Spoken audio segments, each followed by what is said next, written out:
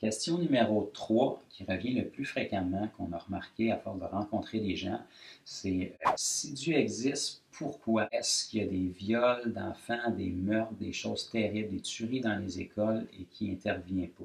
Les gens vont dire, si Dieu existait, il ne pourrait pas laisser une chose comme ça se produire. Puis souvent, c'est un raisonnement humain qui semble tout à fait logique et rationnel. Et puis, ça va souvent susciter de la colère en dedans des gens. On est tous d'accord que c'est des événements tragiques. Et autant pécheur et corrompu que l'être humain est, ça l'affecte dans sa conscience lorsqu'on voit des tueries dans les écoles, des viols d'enfants, des meurtres, des choses terribles qui ne devraient pas arriver.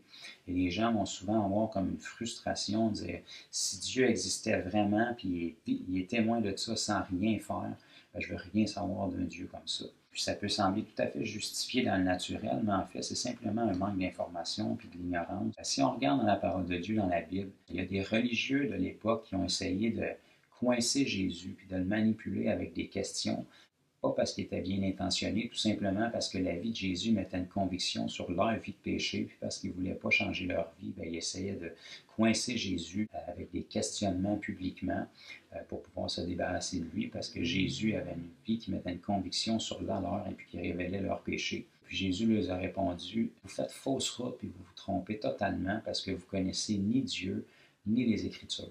Et dans la majorité des cas, c'est la même chose aujourd'hui. Les gens demeurent avec des questionnements face à Dieu, tout simplement parce qu'ils connaissent ni Dieu, ni la Bible qui nous donne les réponses et qui est un des meilleurs moyens d'apprendre à connaître Dieu.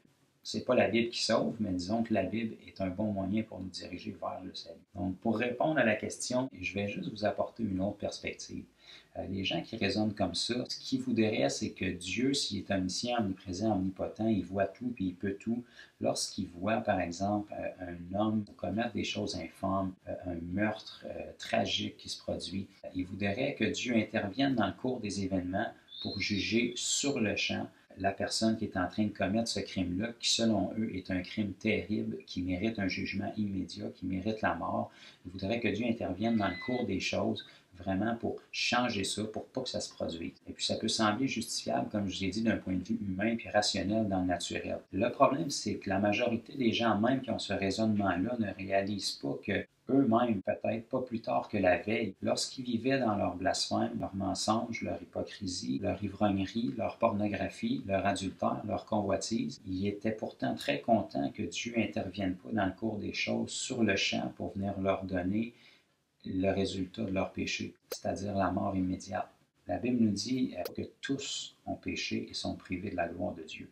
Donc, si on veut que Dieu intervienne surnaturellement ici sur terre pour éliminer tous ceux qui font des choses infâmes, empêcher que ça se produise en jugeant la personne, il faut être conscient que tout le monde mérite le même jugement. Pourquoi est-ce que la majorité des gens, peut-être même si vous m'écoutez en ce moment, je sais ce que vous vous dites, Joe, tu vas quand même pas nous dire qu'un mensonge, c'est aussi tragique qu'un meurtre.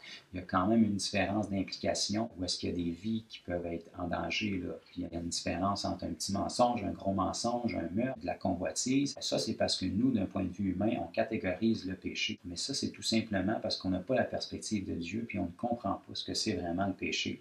Si on prend juste un mensonge, on trouve ça quand même commun parce qu'on est conscient que tout le monde a déjà menti. Pourtant, on va dire que tout le monde ne sont pas meurtriers, donc on va dire qu'un meurtrier, c'est probablement beaucoup plus grave qu'un menteur. Mais si on regarde vraiment avec la perspective de Dieu, on va réaliser que c'est pas du tout comme ça que Dieu voit les choses. Moi, il y en a peut-être qui le savent, j'ai un petit bébé qui a eu 1 an dernièrement. Même si je mens à ma fille, c'est vrai que c'est un mensonge, mais ça ne changera pas grand-chose dans sa vie dans l'immédiat parce qu'elle n'a pas de capacité intellectuelle ou physique pour faire quoi que ce soit.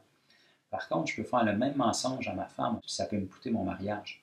Pourtant, c'est encore juste un mensonge. Si je fais le même mensonge à un policier, ça peut m'amener en cours. Pourtant, c'est encore juste un mensonge. Puis si je fais le même mensonge au juge en cours, ça peut m'amener en prison à vie. Pourtant, c'est encore juste un mensonge. Ce qui est important, ce n'est pas le mensonge ou l'action en tant que telle, c'est l'autorité de la personne envers laquelle tu le fais. Ce qu'on ne réalise pas bien souvent, c'est que le péché, peu importe quel qu'il est, on ne le fait pas envers quelqu'un premièrement, on le fait envers Dieu. Donc là, on commence à voir les choses différemment.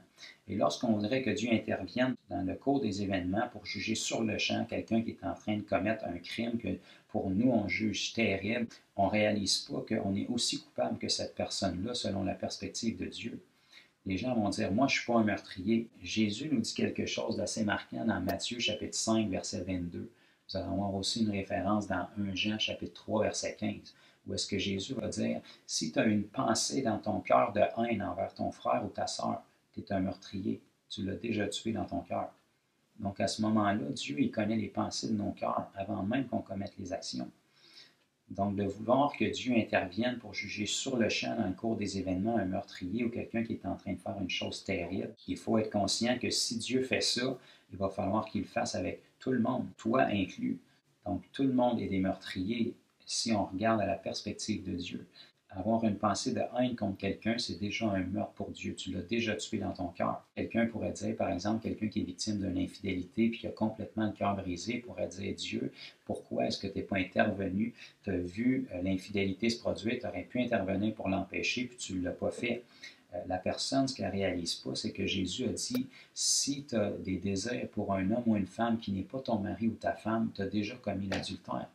Donc, tu es aussi infidèle que l'homme ou la femme qui va tromper son mari ou sa femme ou qui va avoir des relations hors mariage, selon la perspective de Dieu. Donc, si on commence à voir les choses selon Dieu, bien, on commence à comprendre beaucoup de choses. Dieu ne regarde pas le péché les bras croisés avec un cœur insensible.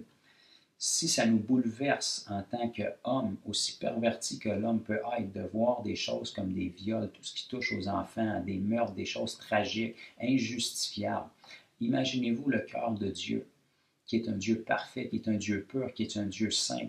À quel point est-ce qu'il est attristé de voir ces choses-là? Mais on est très content que la grâce de Dieu soit disponible pour nos vies quand les gens vivent dans leur pornographie, dans leur convoitise, dans leurs mensonges, dans leur ivrognerie, puis que Dieu n'intervienne pas au beau milieu de leur soirée pour les juger immédiatement. Là, on est très heureux d'avoir la grâce de Dieu. Mais on voudrait qu'il n'y ait aucune grâce de Dieu pour les gens qui commettent des péchés qui, selon nous, sont pires que les nôtres. Donc, à ce moment-là, quand on réalise comment Dieu voit les choses, puis comment Dieu fonctionne, il va y avoir un temps de jugement. Dieu est le juste juge qui donne à chacun selon ses œuvres. Mais pour l'instant, depuis que Jésus est ressuscité, on vit sous une époque qui s'appelle la grâce, où est-ce que Dieu, dans son amour, nous donne l'opportunité de se repentir. Des fois, on voudrait que Dieu juge les autres, mais nous, on voudrait bénéficier de la grâce. Donc, le meurtrier que tu vois physiquement, qui est aussi coupable que toi, qui est un meurtrier dans ton cœur, il a droit à la même grâce que toi. S'il ne profite pas du salut en Jésus-Christ, tout comme toi qui m'écoutes, avant qu'il soit trop tard, il va être jugé pour ses actions. Puis Dieu est un juste juge. Il n'y a aucun sang qui va être versé qui ne sera pas jugé. Mais Dieu, ce qu'il désire, ce n'est pas de nous juger, c'est qu'on puisse se repentir de nos péchés et qu'il puisse nous en sauver. La Bible nous dit dans Jean 3, 17 que beaucoup de gens connaissent Jean 3, 16, qui est car Dieu a tant aimé le monde qu'il a donné son Fils unique afin que quiconque croit en lui ne périsse point, mais qu'il ait la vie éternelle. Le cœur de Dieu, ce n'est pas qu'on périsse à cause de nos péchés, c'est qu'on ait la vie éternelle. Mais beaucoup de gens ne connaissent pas le verset suivant qui est dans Jean 3, 17, qui nous dit « Le Fils Jésus n'est pas venu pour juger le monde, il est venu pour le sauver. » Le cœur de Dieu, c'est pas qu'on meure dans nos péchés, c'est qu'il puisse nous en sauver à travers la repentance puis la nouvelle naissance pour pas qu'il n'ait à nous juger autant convenable pour nos péchés. Dieu va enlever notre vie de péché, il va nous en débarrasser, il va changer notre cœur, puis on va devenir des nouvelles personnes. Donc le cœur de Dieu, c'est qu'on soit sauvé avant qu'il soit trop tard. Mais Dieu n'est pas aveugle face à la méchanceté, à la corruption et à la perversion qui se produit ici sur terre. Dieu ne regarde pas ça les bras croisés avec un cœur insensible. Il faut toujours que vous vous disiez que si vous êtes bouleversé en entendant une nouvelle tragique comme ça, imaginez-vous Dieu. Mais la Bible nous dit qu'il est lent à la colère, il est riche en bonté, il étire et il fait durer sa patience parce qu'il veut qu'aucun se perde. Donc peut-être c'est la première fois que vous entendez cette perspective-là. Si vous êtes totalement incroyant, vous pensez peut-être que je suis complètement fou, que je déraille, et puis vous êtes choqué. Tant mieux si vous êtes choqué. C'est normal quand on entend la parole de Dieu pour la première fois qu'elle vienne nous bouleverser. Souvent, on est en colère contre Dieu à cause qu'on ne comprend pas les choses. Dieu est très conscient des meurtres, des viols, des choses terribles, des tueries dans les écoles qui se font. Et Dieu ne prend aucun plaisir là-dedans. C'est pas que Dieu ne veut pas intervenir, c'est qu'il y a un temps pour toute chose. Et la grâce de Dieu qui est étendue pour les gens qui commettent ces choses-là, c'est la même grâce de Dieu qui vous permet de continuer à respirer en ce moment, bien que vous soyez pécheurs. Parce que le cœur de Dieu, c'est qu'on réalise nos péchés, qu'on s'en repente et qu'il puisse nous sauver. Donc, pour répondre à cette question-là, ce n'est pas que Dieu permet ça. C'est-à-dire que Dieu fait durer sa grâce et Dieu est juste envers tout le monde. Quand on réalise que tous ont péché et tous sont privés de la gloire de Dieu, tous sont sur le même pied d'égalité. La Bible nous dit que si on brise un des commandements de Dieu, on est coupable de tous. Donc, que tu sois meurtrier, menteur, voleur, blasphémateur, si tu brises un des commandements, tu es aussi coupable. Donc, que tu sois très, très, très pécheur ou un petit peu pécheur, tu es pécheur, tu es condamné. Un meurtrier, qui soit un gros, gros meurtrier ou un petit meurtrier, c'est un meurtrier qui doit être condamné. Le cœur de Dieu, c'est pas de nous condamner, c'est qu'avant qu'il soit trop tard, on se repente et qu'il puisse nous en sauver. Dieu est un Dieu qui est bon. C'est un Dieu d'amour. Donc, à chaque fois où on a un questionnement, où on a des questions qui nous trottent dans la tête face à Dieu, où est-ce qu'on n'a pas de réponse, qu'on est en incompréhension face à Dieu, on se dit pourquoi si Dieu est bon, est-ce qu'il fait rien? Pourquoi est-ce qu'il fait ça s'il est bon, s'il est amour? Mais souvent, c'est juste parce qu'il nous manque des informations, on vit dans le mensonge, puis le mensonge nous tient captifs. Mais Dieu, il veut qu'on ait la vérité pour qu'on soit libre. Donc, j'espère que cette réponse-là peut apporter des clarifications. Si tu étais dans la situation de ceux qui ont ce questionnement-là, ou peut-être tu l'as déjà entendu autour de toi, eh bien, partage cette vidéo-là et puis sois béni. Bonne journée.